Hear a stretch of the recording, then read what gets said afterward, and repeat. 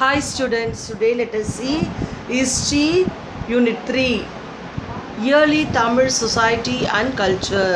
Let us see Early Tamil Society and Culture.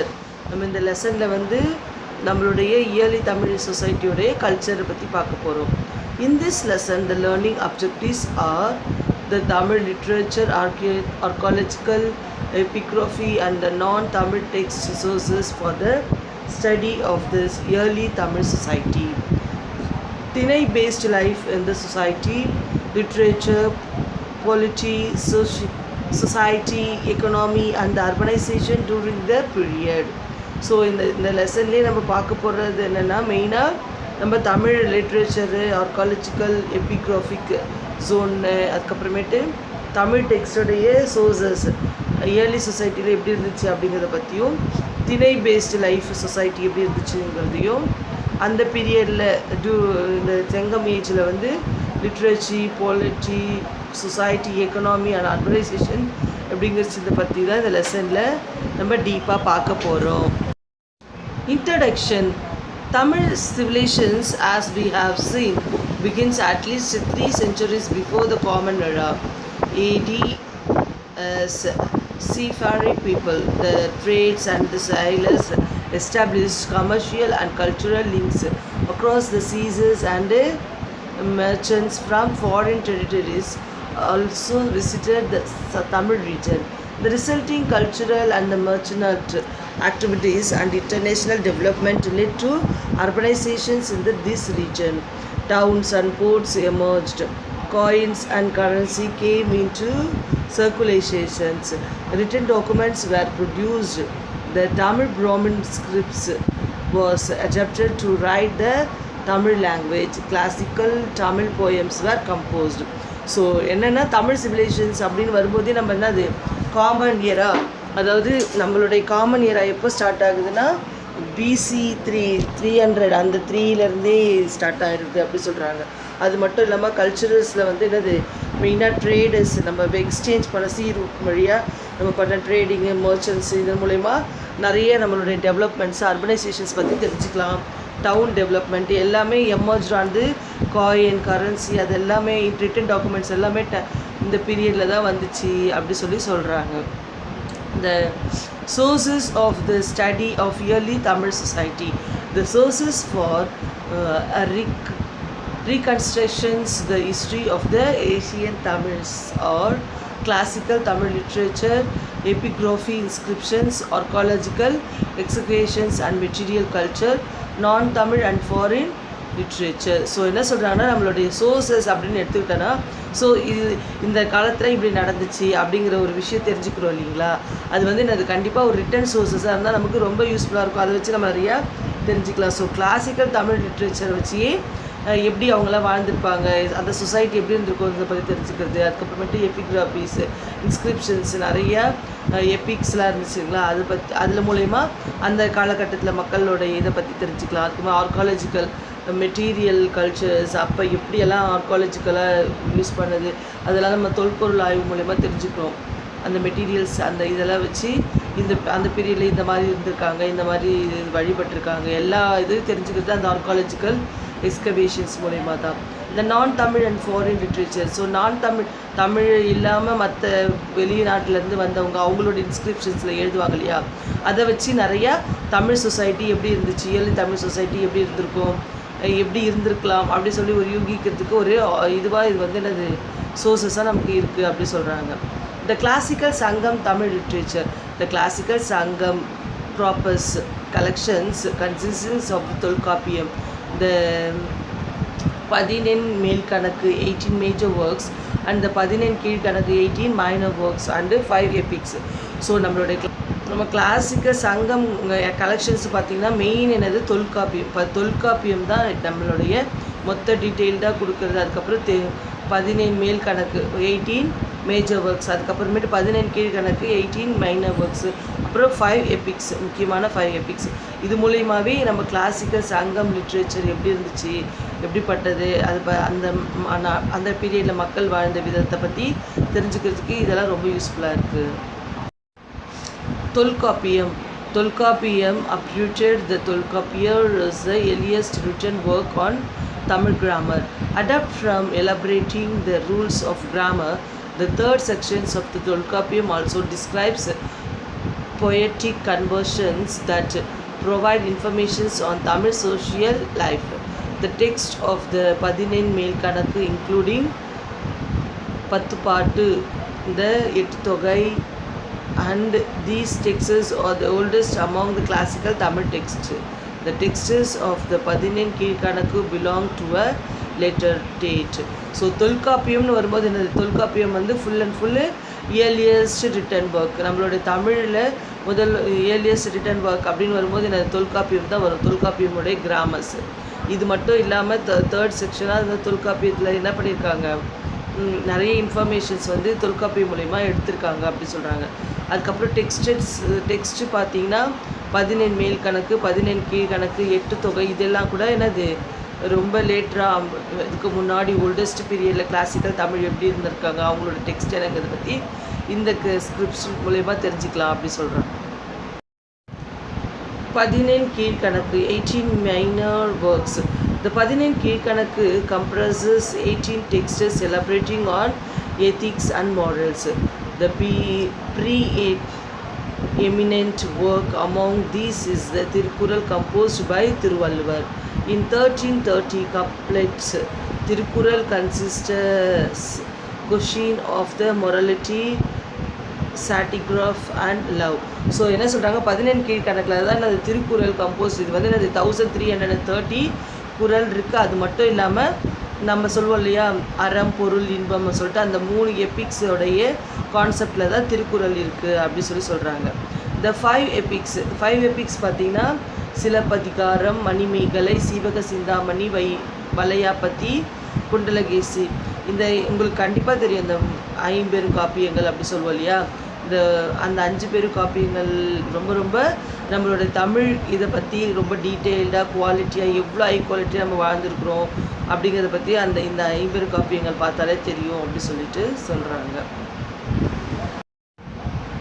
Epigraphy is the study of the inscriptions. Inscriptions are documents, scripts on stone, copper plates and another media such as coins, rings, etc.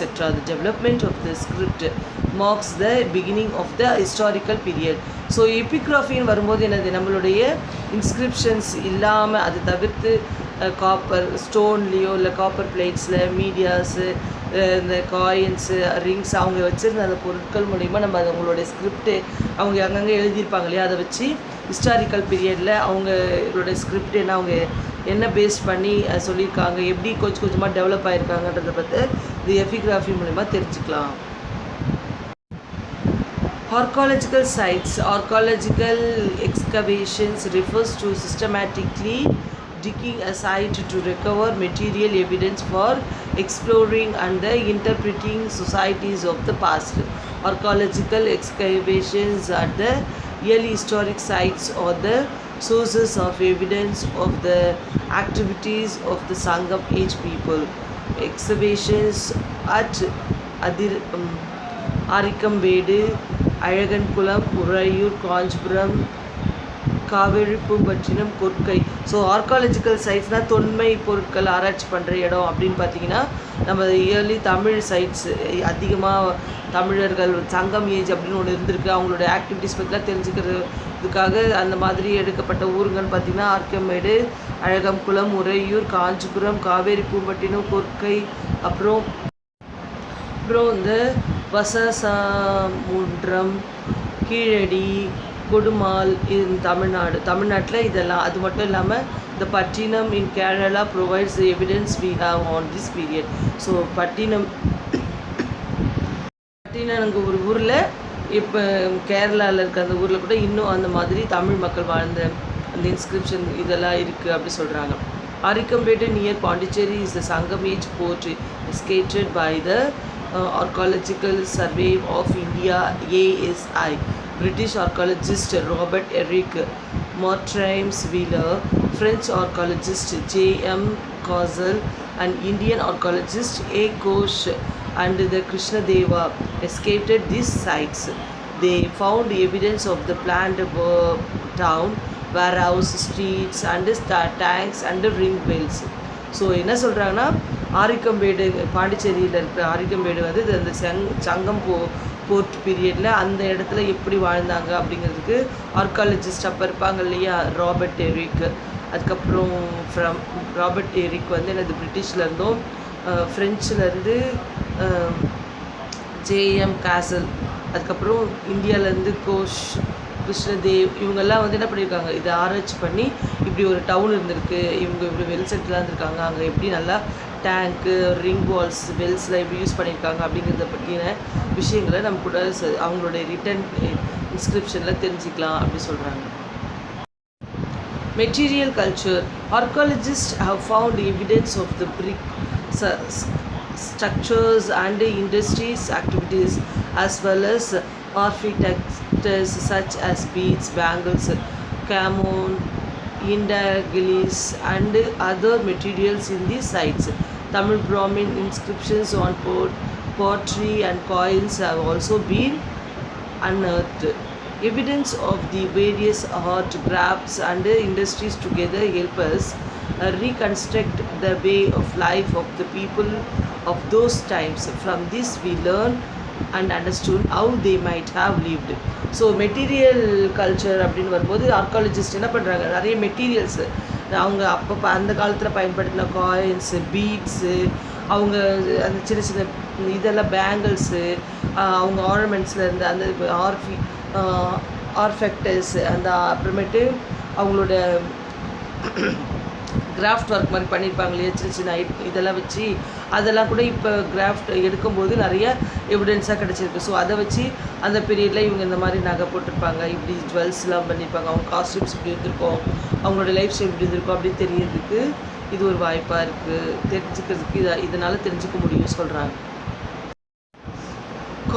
Coins as the medium of the exchange were introduced for the first time in Sangam age. The coins of the Cheras and Cholas and Pandyas, punch-marked coins, and the Roman coins form another important sources of evidence from the Sangam age. Punch-marked coins have been found in Kodumal and the Bodhinayakanur. Roman coins are concentrated in the Coimbatore region and are found at the Ayagankulam, Karur and Madurai. They were used as bullion for their metal value and or ornaments. So என்ன சொல்கிறாங்கன்னா காயின்ஸும் ஒரு evidence தான். ஏன்னா அந்த பீரியடில் என்ன பண்ணியிருக்காங்க, முக்கால்வாசி இந்த எக்ஸ்சேஞ்சுக்கெலாம் ட்ரேடிங்லாம் நம்ம உருவாச்சு இல்லையா, அந்த பீரியடில் என்ன பண்ணியிருக்காங்க, காயின்ஸ் யூஸ் பண்ணியிருக்காங்க. சேரா சோழாஸ் கூட காயின்ஸ் யூஸ் பண்ணியிருக்காங்க. எப்படின்னா உலோகத்தில் வந்து பஞ்ச் பண்ணி, அதாவது இது அவங்களுடைய இது இருக்கு இல்லையா சிம்பிள்ஸு, அந்த சிம்பிள்ஸ் மாதிரி ஏதாவது ஒரு மார்க் பஞ்ச் பண்ணி அதை வச்சு தான் என்ன பண்ணுறாங்க, எக்ஸ்சேஞ்ச், இது எங்கள் காயினு, எங்கள் நாட்டு காயினு, எங்களுடைய இது அப்படி சொல்லிட்டு கொடுக்குறாங்க. இது மட்டும் இல்லாமல் ரோமன்ஸு, வெளிநாட்டவங்க கிட்ட இருந்தும் நம்ம நிறைய காயின், அதாவது எக்ஸ்சேஞ்ச் பண்ணதால தானே அவங்களுடைய காயின் நமக்கு வந்திருக்கு அப்படி சொல்கிற ஒரு எவிடன்ஸும் கிடச்சிருக்கு. இதெல்லாம் அதிகமாக எங்கன்னா கொடுமால், போதியனூரில் இருக்குது. அதுக்கப்புறம் ரோமன் காயின்ஸ் வந்து கோயம்புத்தூர் ரீஜன்லேயும், அதுக்கப்புறம் அழகர் குளம், கரூர், மதுரையிலையும் கிடச்சிருக்கு அப்படி சொல்கிறாங்க. இதெல்லாம் வச்சு அந்த பீரியடில் நம்மக்கிட்டேருந்து மெட்டல் ஆர்னமெண்ட்ஸ்லாம் இம்போர்ட் எக்ஸ்போர்ட் பண்ணியிருப்பாங்க அப்படின்னு இந்த காயின்ஸ் மூலமா தெரிஞ்சுக்கலாம். Chronology. There is considerable debates among scholars about the age of chronology of a Sangam age. The Sangam texts are generally dated to between 3rd century. The reference in Greco-Roman text, Tamil Brahmin inscriptions and the reference to the Cheras, Cholas and Pandyas in the Ashokan inscriptions corroborated this date. It is generally agreed that the Sangam poems were composed in the early part of the historical period but were complete into the ethnologies in the later period. So chronology நம்மளுடைய அந்த இதெல்லாம் இருக்கு இல்லையா, அந்த பீரியடில் என்னென்னலாம் பண்ணுவாங்க, inscription மாதிரி தகடில் எழுதுறது, பிளேட்ஸில் எழுதுறது, அந்த மாதிரி இன்ஸ்கிரிப்ஷன்ஸ் வந்து என்னது கிரீக்கோ ரோமன்ஸ் டெக்ஸ்டில், அப்புறம் தமிழ் பிராமின் இன்ஸ்கிரிப்ஷன்ஸில் நிறையா இந்த சேரா சோழா பாண்டியஸ் பற்றி சொல்லியிருக்காங்க. அது மட்டும் இல்லாமல் அசோகன் இன்ஸ்கிரிப்ஷன்ஸ் அதுலேயும் இந்த டில் டேட் வரைக்கும் இது மாதிரி பீரியடில் இப்படி இருந்தாங்க அப்படிங்கிறத பற்றி தெளிவாக தெரியறதுக்கு வாய்ப்பு இருக்குது. இது மூலயமா சங்கம் போயம்ஸ் கம்போஸ் பண்ணியிருக்க அந்த ஹிஸ்டாரிக் பீரியடை பற்றியும் இதில் நிறைய தெரிஞ்சுக்கலாம். லேட்டர் ஆன் அந்த பீரியடில் என்ன நடந்துச்சு தெரிஞ்சுக்கிறதுக்கு இந்த க்ரோனாலஜி அவங்களுடைய அந்த இது வந்து யூஸ்ஃபுல்லாக இருக்குது அப்படி சொல்கிறாங்க. The Tinai. The concept of Tinai is presented in the Tamil grammar work of Tolkapiyam, and this concept is essential to understand the classical Tamil poem. Tinai is a poetic theme which means a class or category and refers to an inhabitant or ecozone with specific physiographical characteristics. Sangam poems are set in these specific ecozones and reveals that human life has deep relationship with nature. So இந்த திணை அப்படிங்கிற ஒரு concept எப்படி வந்துச்சு, தொல்காப்பியத்தில் தான் உருவாக்கியிருக்காங்க. இது எப்படின்னா அந்த குரூப் மக்கள், அந்த கேட்டகரியில் இருக்கவங்க, அந்த கிளாசிக்கல் அவங்களுடைய ஊர் அவங்கவுங்க தொழிலை வச்சு எக்கோசோனெல்லாம் பிரித்த அந்த டைப்ஸ் தான் என்ன சொல்கிறாங்க, திணை அப்படி சொல்கிறாங்க. இந்த மக்களில் இந்த திணை அப்படி சொல்லிட்டு நேச்சரை வச்சு அவங்க ஒருத்தரையும் அவங்க ஹியூமன் லைஃப் ஸ்டைலை வச்சு பிரிச்சிருக்காங்க அப்படி சொல்கிறாங்க. The 5 landscapes or குறிஞ்சி, முல்லை, மருதம், நெய்தல் அண்ட் பாலை. ஸோ இந்த நம்ம சொன்ன அந்த 5 திணைஸ் என்னது, குறிஞ்சி, முல்லை, மருதம், நெய்தல், பாலை. குறிஞ்சி refers to the hilly and the mountain region. குறிஞ்சினா என்னது, மலை சார்ந்த அந்த பிரதேசம் அப்படி சொல்லுவோம் இல்லையா, அதெல்லாம் என்னது குறிஞ்சி ரீஜன் அப்படி சொல்கிறாங்க. முல்லை is forest and coastal region. Maduram is the fertile riverine valley. Neithal is the coastal region. Palai is sandy desert region. So என்ன சொல்கிறாங்கன்னா, முல்லை வந்து என்னது ஃபாரஸ்ட் பேஸ்டு, ஃபாரஸ்ட் மலை காடு சுற்றி இருக்கிறது தான் இந்த என்னது முல்லையுடைய ரீஜன். அதுக்கப்புறம் மருதம்னு பார்த்தீங்கன்னா ஃப்ரிட்ரில் உழவு தொழில் செய்கிறாங்களா, விவசாயம் பண்ணுறது தான் அது வயலை சார்ந்தது தான் வந்து என்னது மருதம் சொல்கிறாங்க. அதுக்கப்புறமேட்டு நெய்தல் வந்து கோஸ்டல் கடல் சார்ந்த இடம்லாம் கோஸ்டல் ஏரியாலாம் நெய்தல் ரீஜன் சொல்கிறாங்க. பாலை வந்து சாண்டி மணல் பகுதி அதிகமாக இருக்க டெசர்ட் ரீஜன்லாம் வந்து என்ன சொல்கிறாங்க, பாலை சொல்கிறாங்க. சங்கம் age political powers of Tamilagam. The Sangam age has its roots in the Iron Age. In the Iron Age, people were organized into chiefdoms. From such communities of Iron Age emerged the Vendas of the early historic period, and the Velares of the Sangam age were chieftains. The Mayuryan empires Ashoka conquered Kalinga, Odisha and parts of the Andhra and Karnataka regions. So என்ன சொல்கிறாங்கன்னா, ராஜா அப்படின்னு நம்ம சொல்லுவோம் இல்லையா, அந்த மாதிரி ராஜா மாதிரி இல்லாமல் சீஃப் டோம், அதாவது அவங்க எல்லாருக்குமே ஒரு சீஃபாக இருக்கிற ஒரு தலைவர் அப்படி சொல்லுவாங்க இல்லையா, அந்த மாதிரி கான்செப்டில் அவங்கவுங்க கம்யூனிட்டிக்கு சொல்லிட்டு ஒரு தலைவரை தேர்ந்தெடுத்து அவங்கள வச்சுருப்பாங்க. அதில் இவங்க அயன் ஏஜில் இருந்தவங்களாம் அவங்கள என்ன சொன்னாங்க, வேந்தாஸ்ன்னு சொல்லுவாங்க.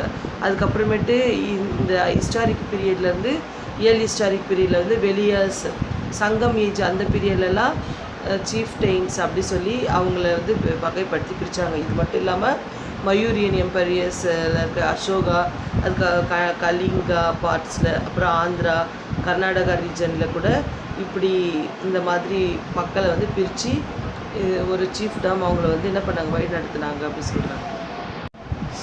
The Moovendar. Among the political powers of the Sangam age, the Cheras and Cholas and Pandyas occupied pre-eminent positions. They were known as the Moovendar, the three kings. The Moovendars controlled the major towns and ports of the Sangam age period.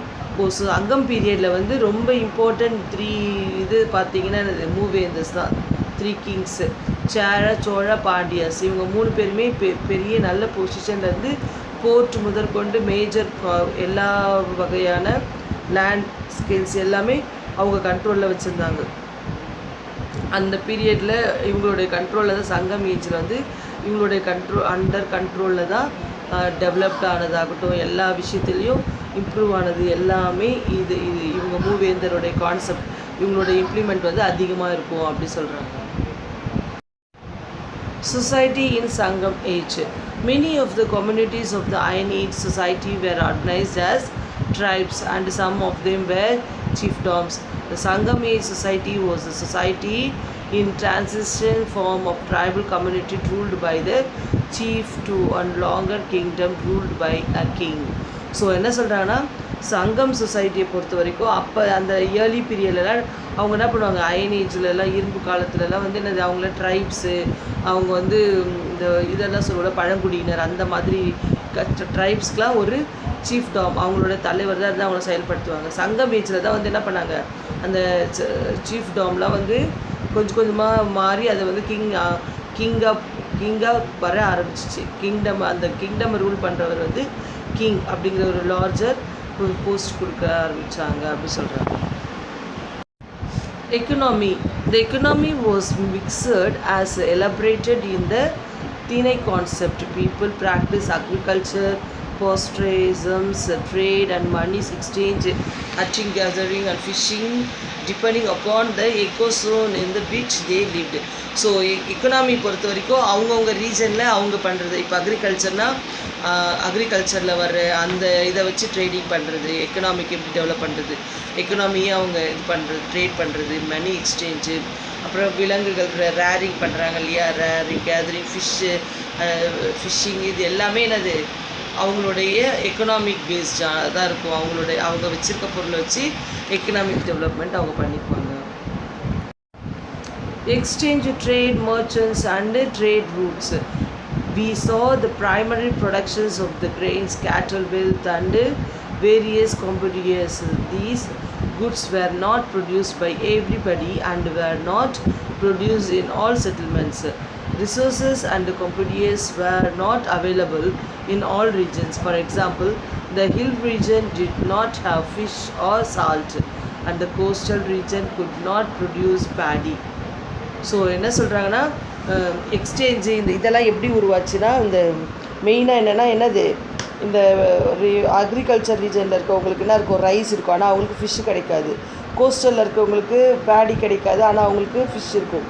Salt வந்து என்னது இவங்கள agriculture. So அந்த மாதிரி இருக்கிறதுக்காக தான் என்ன பண்ணாங்க, exchange start பண்ணாங்க. Therefore trade and exchange was very important for people to have accessing to different commodities. This system was known as barter system.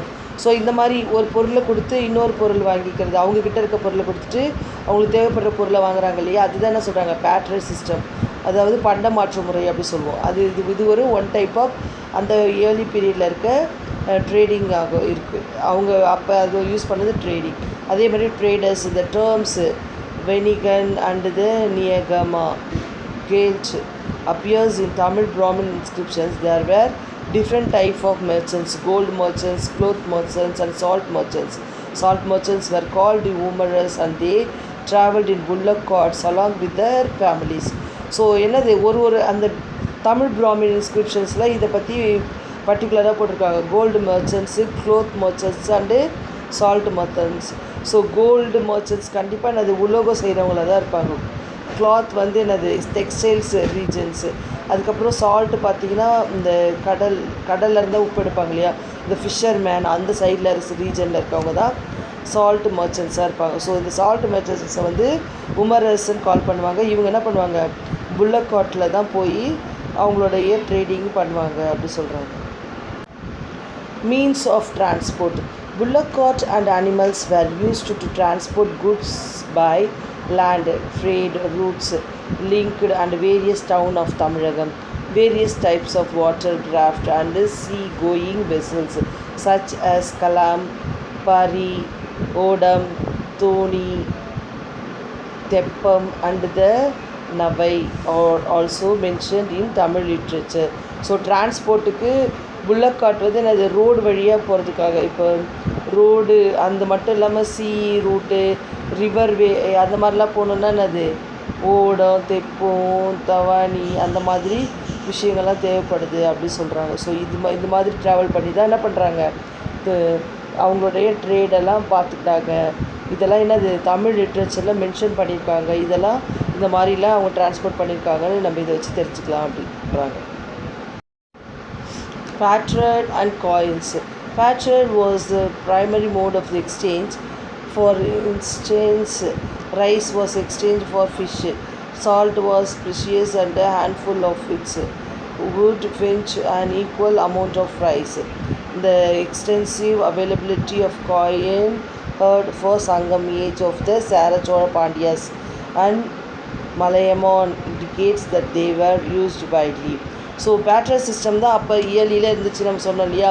ஏன்னா பொருளை கொடுத்து பொருள் எடுத்து அவங்க ரைஸ் கொடுத்துட்டு சால்ட் வாங்கிக்குவாங்க. இருந்தாலும் ரைஸோட வேல்யூ வேறு, சால்ட்டோட வேல்யூ வேறு. ஆனால் அமௌண்ட் அவங்க குவான்டிட்டி தான் பார்ப்பாங்களே ஒழிய குவாலிட்டியை பார்க்கல. ஸோ இதுக்காக தான் என்ன பண்ணாங்க, காயின்ஸை உருவாக்குனாங்க. சங்கம் ஏஜில் தான் என்னது காயின்ஸ் உருவாச்சு. சேர சோழ பாண்டியஸ் தான் என்ன பண்ணியிருக்காங்க, இதுக்கு காயின்ஸை உருவாக்கி கொடுத்துருக்காங்க.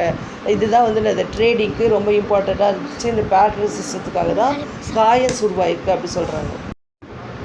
தமிழகம் and overseas interactions. Tamil country had connected with countries overseas both in the east and west.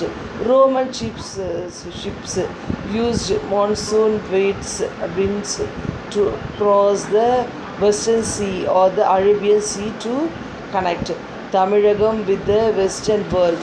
Spices including pepper, ivory and precious stones were exported. Metal including gold, silver and copper and precious stones were imported. Yanavar refers to the Westerners including the Greeks, Romans and the West Asian people. Yavana derives from the Greek region of Ionia. So என்ன சொல்கிறாங்கன்னா, அப்போவே என்னது தமிழகத்தில் import export அதிகமாகவே இருந்திருக்கு. நம்மக்கிட்ட இருந்து paper, Ivory, precious ஸ்டோன்ஸ்லாம் என்ன பண்ணியிருக்கோம், நம்ம எக்ஸ்போர்ட் பண்ணியிருக்கோம். அதே மாதிரி மெட்டல், கோல்டு, சில்வரு, காப்பரு அதெல்லாம் கூட நம்ம என்ன பண்ணியிருக்கோம், இம்போர்ட் பண்ணுறோம். அதே யாவனர் அப்படிங்கிறவங்களாம் யார், நம்மளோட தமிழ் கல்ச்சர் இல்லாதவங்க, வெஸ்டர்ன்ஸு, க்ரீக்ஸ், ரோமன்ஸ் பீப்புளை தான் யாவனாஸ் சொல்லுவாங்க. அந்த யாவனாஸ் தான் என்னது கிரீக் ரீஜன்லேருந்து வர்றவங்க அப்படி சொல்கிறாங்க. Emergency of towns and ports. The Sangam age saw the first urbanizations in Tamilagam. Cities developed and they had brick buildings, roof tiles, ring wells and planned towns, streets and store houses. The towns worked as ports and artisanal centers. Arikambedu, Kaveri Pumpattinam, Alagarkulam and the Korkai on the east coast and the Pattinam in Kerala were port centers. The Kanchipuram, Urayur, Karur, Madurai and Kodumal were inland trade centers. So அந்த பீரியடில் board தான் ரொம்ப important இதுவாக இருந்துச்சு. அது பக்கத்தில் இருக்க டவுன்ஸில் அதுக்கேற்ற மாதிரி டெவலப் ஆகி வந்தாங்க. அதில் குறிப்பாக பார்த்திங்கன்னா இந்த ஆரிக்கமேடு, காவேரி பூம்பட்டினம், அழகர்குளம், கொர்க்கை இதெல்லாம் ஈஸ்ட் கோஸ்டல்லையும், பட்டினம் கேரளா போர்ட்டல் சென்டரும், அதுக்கப்புறம் காஞ்சிபுரம், உறையூர், கரூர், மதுரை, கொடுமால்லாம் என்னது இன்லேண்ட் ட்ரேடாக நம்ம ஊருக்குள்ளேயே இருக்கிற ட்ரேடிங் சென்டராக இருந்துருக்கு சொல்கிறாங்க. Faith and belief system. Like the drives nature of the society and economy, the belief system of the Sangam age was also drives. It consisting of the animisms, ancestors worship, hero worship and worship of the several deities. Tolkappiyam lists the preceding deities of the Kurunchi, Mullai, Marudam, Neithal and Palai landscapes as Murugan, Thirumal, Indiran, Varunan and Kottravai respectively. So என்ன சொல்கிறாங்க, faith பிலீஃப்னால் அந்த காலத்தில் மக்கள் வழிபட்ட விதம் கடவுள் அப்படின்னு பார்த்தீங்கன்னா என்னது, அவங்கவுங்க நேச்சர் அவங்கவுங்களோட இதுக்கேற்ற மாதிரி அவங்க வழிபட்டுக்கிட்டாங்க. அவங்களுடைய முன்னோர்களை கூட வழிபட்டாங்க. அதுக்கப்புறமேட்டு அவங்க ஹீரோவாக இருக்கிற ஒரு கிங்காக வழிபடுவாங்க. இருக்கிற ஒருத்தருக்கு அந்த டயபெட்டிஸ் கூட அவங்க என்ன பண்ணாங்க, டைட்டியஸை வழிபட்டாங்க. ஸோ தொல்காப்பியத்தில் இது லிஸ்ட் அவுட் பண்ணி கொடுத்துருக்காங்க. குறிஞ்சி, முல்லை, மருதம், நெய்தல், பாலை மக்கள் என்னது, குறிஞ்சியில் இருக்கவங்க முருகன், திருமால், இந்திரன், வருணன், கொற்றவை அப்படிங்கிற மாதிரி அவங்கவுங்க ரீஜனில் இருக்கவங்க ஒரு கடவுளாக அவங்க இது பண்ணி அதை வழிபட்டு அவங்களுடைய பிலீஃப் ஃபெய்த்து அது மூலயமா நம்ம தெரிஞ்சுக்கலாம். இந்த சாமியை அவங்க கும்பிட்டாங்க, இந்த திருமாலை வந்து முல்லை ரீஜனில் இருக்கவங்க, இந்திரன் வந்து மருதம் ரீஜனில் இருக்கவங்க, வருணன் வந்து நெய்தல் ரீஜனில் இருக்கவங்களும், பாலையில் வந்து கொற்கை ரீஜனில் இருக்கவங்களும் வழிபட்டாங்கங்கிறத பற்றி இந்த இதில் தெரிஞ்சுக்கலாம். தொல்காப்பியமில் லிஸ்ட் அவுட் பண்ணியிருக்காங்கன்னு சொல்கிறாங்க. However, people also worship nature forces and dead heroes and ancestors. The force of the Anugu is mentioned in the literature, which indicates the prevalence of animistic beliefs. Jainism was present as the evidence by the caves with Tamil Brahmin inscriptions. The performance of the yagna is also evidenced. Buddhism also the present in certain centers. Different group practice various form of worship. So இது மட்டும் இல்லாமலே என்னது அவங்களுடைய முன்னோர்கள், அவங்களுடைய king யார், அவங்க ரொம்ப ஹீரோவாக இதுவாக இருக்காங்களோ அவங்களெல்லாம் என்ன பண்ணியிருக்காங்க, அவங்க வழிபட்டிருக்காங்க. அது மட்டும் இல்லாமல் ஜெயினிசம், புத்திசம் இதெல்லாம் வந்து கூட அந்த பீரியடில் இருந்திருக்குன்னு சொல்லிட்டு தமிழ் பிராமின் இன்ஸ்கிரிப்ஷனில் தெரிஞ்சுக்கலாம் அப்படி சொல்கிறாங்க. ஸோ டிஃப்ரெண்ட் பிளேசஸில் அவங்கவுங்க பிளேசஸில் டிஃப்ரெண்ட் பீப்புள் வந்து ஒரு வகையான வர்ஷிப்ஸை ஃபாலோ பண்ணாங்கன்னு சொல்கிறாங்க. Fine arts. Various art forms too existing in the Sangam age. Performance of the ritual dancing called Veriatal or referred to in the literature. Compositions of the poems, playing of music instruments and dances were also known. The literature mentions the fine variety of the cuisine of the Sangam age. People took care of their appearance and evidence of antimony rods, coil sticks made of copper has been found in archaeological sites. They were used by women for decorating their eyebrows. So என்ன சொல்கிறாங்கன்னா அப்போவே என்னது நிறைய ஆர்னமெண்ட்ஸஸ் அவங்க அந்த பீரியடில் வந்து வெறும் போயம் கம்போசிஷன்ஸு, இன்ஸ்ட்ருமெண்ட் பிளேயிங்கு, டான்ஸிங் இதெல்லாம் கூட அவங்களுடைய பீரியடில் இருந்திருக்குன்னு நம்ம இப்போ இந்த லிட்ரேச்சர்ஸ் வச்சு தெரிஞ்சுக்கலாம். சங்கம் ஏஜில் இப்படிலாம் இருந்திருக்காங்கன்னு. அது மட்டும் இல்லாமல் அவங்களுடைய பீப்புள் வந்து என்ன இப்போ took care of their appearance அழகுபடுத்திக்கணுன்றதுக்காக காஜல் ஸ்டிக்ஸ் சொல்லுவோம் இல்லையா, அந்த ராடு அதை கூட யூஸ் பண்ணியிருக்காங்க அப்படின்னு எவிடன்ஸ் மூலயமா தெரிஞ்சுக்கலாம். ஏன்னா அந்த ராடு வச்சு என்ன பண்ணுவாங்க, அவங்களோட ஐப்ரோஸை ஸ்ட்ரைட்டன் பண்ணுறதுக்கு கூட யூஸ் பண்ணியிருக்காங்க. ஸோ ஃபைன் ஆர்ட்ஸ் நிறைய குட்டி குட்டியான பொருட்கள் ரொம்ப ஃபைனாக க்ரெயின் பண்ணி அதை நல்லா ஸோ அட்வான்ஸ்டாகவே அவங்க இருந்திருக்காங்க அப்படிங்கிறதுக்கு இது ஒரு பெரிய அத்தாட்சி அப்படி சொல்கிறாங்க. ஸோ இந்த ராடு எதுக்கு யூஸ் பண்ணியிருக்காங்க நீங்கள் பார்த்தாலே தெரிஞ்சுக்கலாம். So students, I have completed the lesson here. Study well and understand the lesson. Thank you, children.